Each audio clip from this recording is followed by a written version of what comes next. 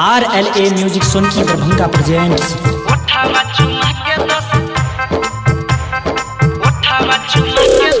DJ Amit Tiwari अपहर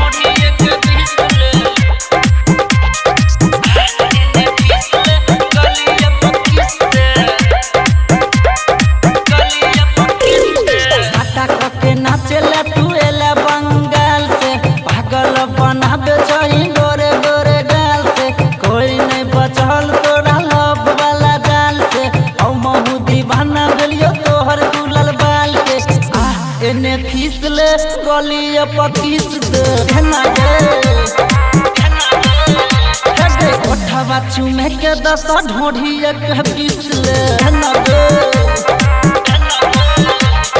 साटा के नाचेला तू एला बंगाल से पागल बनावे सही गोरे गोरे गाल से कोई नहीं बचल तोरा लव वाला जाल से हमहु दीवाना भेलियो तोहर दुलल बाल के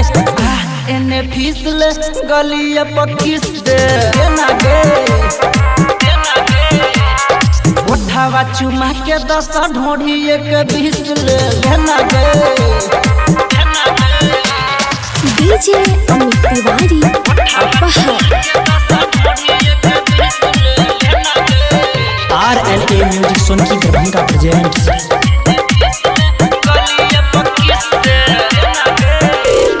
चढ़ल जवानी तोहर बॉडी छो रसीली गुलाबी छो होठ तोहर आँख के नसीली चढ़ल जवानी तोहर बॉडी छो रसीली गुलाबी छो होठ तोहर आँख के नसीली एने फिसले गलिया पकीस दे घना गे कोठवा चुमे के दस ढोढ़िया के फिसले घना गे के नाचेला तू एला बंगाल से भगल बनावे सही गोरे गोरे गाल से कोई नहीं बचल तोरा लव वाला जाल से हमहु दीवाना भेलियो तोहर दुलल बाल के एने फिसले गलिया पकीस दे घना गे कोठवा चुमे के दस ढोढ़िया के फिसले घना गे डीजे अमित तिवारी